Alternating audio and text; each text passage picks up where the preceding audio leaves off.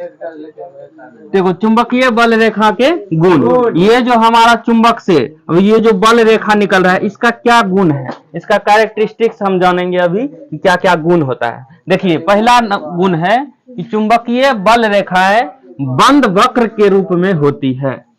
क्या था प्रश्न आपका?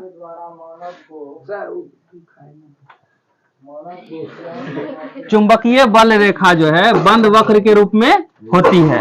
आप जैसा देख सकते हैं, देखिए यहाँ बंद वक्र के रूप में, यहाँ देखिए बंद है ना, इसको अगर मिला देंगे इसमें तो बताइए बंद वक्र, वक्र मतलब क्या होता है? टेढ़ा। वक्र मतलब क्या होता है? टेढ़ा मेढ़ा। वक्र मतलब टेढ़ा मेढ़ा। तो अब देखिए ये टेढ़ा है ना और बंद के रूप में है ना, बंद है ना एक प्रकार से।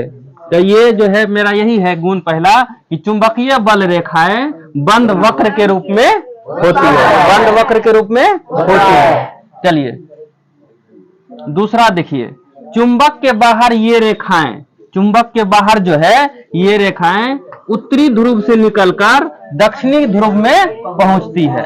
अब देखिए ये चुंबक के बाहर बल रेखा, अभी जो हम बात कर रहे थे चुंबक के बाहर बल रेखा, ये देखिए उत्तर पोल है और ये दक्षिण पोल है।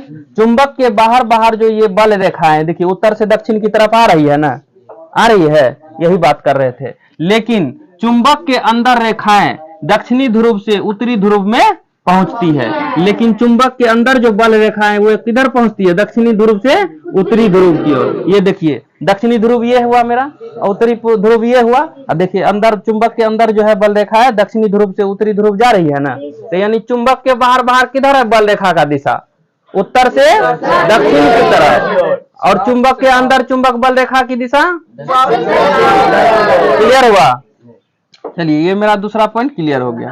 तीसरा पॉइंट देखिए, जहां पर चुंबकीय रेखाएं एक दूसरे के बहुत निकट होती है वह चुंबकीय क्षेत्र अधिक प्रबल होता है। यानी जहां पे चुंबकीय बल रेखा एक दूसरे से बहुत निकट होगी, जहां पे चुंबकीय बल रेखा एक दूसरे से बहुत निकट होगी वहां चुंबकीय बल रेखा क्या होगा?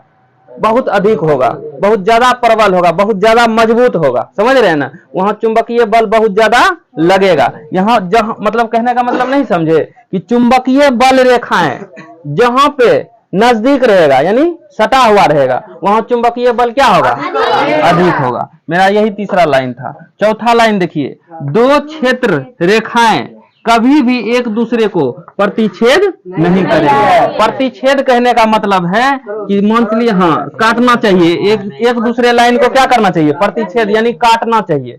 किसी एक पॉइंट पर क्या करना चाहिए? काटना चाहिए। अभी जैसे मान के चलिए कि हम आपको जैसे यहाँ एक लाइन दे रहे हैं तो ये देखिए प्रतिच्छेद कर दिया ना ये लाइन, हाँ इसी को कहते हैं कि काटना, प्रतिच्छेद करना। तो मतलब कि चुंबक दो क्षेत्र रेखाएं यानी दो चुंबकीय रेखाएं जो है कभी भी एक दूसरे को प्रतिच्छेद नहीं करती है। आप देख रहे हैं कहीं किसी को क्रॉस कर रहा है?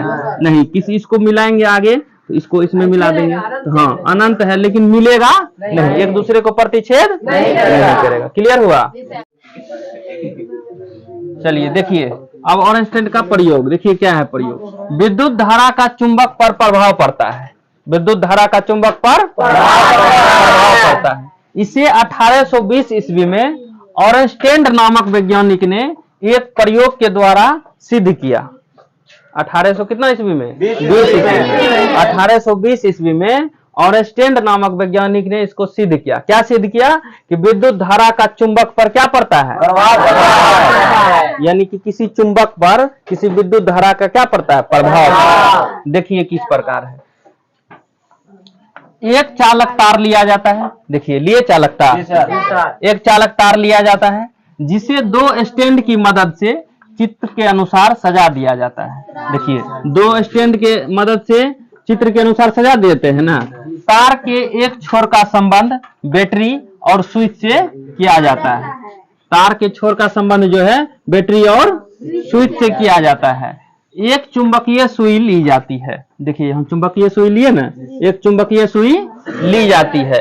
इसे लटके चालक तार के नीचे चित्र के अनुसार सजा दिया जाता है। क्या क्या किए? एक चालक तार ले लिए, ठीक है, एक सुई चुंबक ले लिए ना, एक बैटरी ले लिए और एक स्विच लिए। इसको क्या किए? हम सबको कनेक्ट कर दिए, सजा दिए चित्र के अनुसार, ठीक है। अब स्विच को क्या किया जाता है?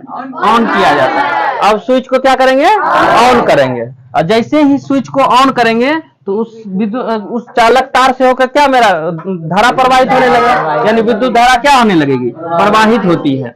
जैसे ही यह धारा चालक तार तक आती है, यानी कि जैसे ही ये विद्युत धारा यहाँ तक चालक तार तक आती है, वैसे ही चुंबकीय सुई में क्या आ जाता है, विक्षेप हो जाता है, यानी कंपन आ जाता है। जैसे ही ये हम स्विच को ऑन किए और जैसे ही स्विच को ऑन करेंगे तो क्या होगा, बैटरी से होकर विद्युत धारा प्रवाहित होगी। और जब विद्युत धारा प्रवाहित होगी तो हम ऐसा देखते हैं कि जैसे ही ये विद्युत धारा चालक तार में पूरा प्रवाहित हो गई तो इसमें जो है ये सुई चुंबक में जो है क्या आ जाता है, कंपन आ जाता है। क्या आ जाता है, कंपन आ जाता है। कहने का मतलब यहाँ जो हम ये सुई चुंबक लगाए हैं ये क्या है, मूवेबल है, यानी मूव करता है। क्या करता है, वो हम चारों तरफ घुमा सकते हैं। बोले हैं ना, सुई चुंबक को चारों तरफ हम क्या कर सकते हैं, अपने आप से घुमा सकते हैं, इसलिए हम सुई चुंबक लिए। और जैसे ही विद्युत धारा इस चालक तार से होकर आती है, ये क्या हो जाता है, इसमें मेरा सुई चुंबक में कंपन आ जाता है। क्या आ जाता है, कंपन आ जाता है।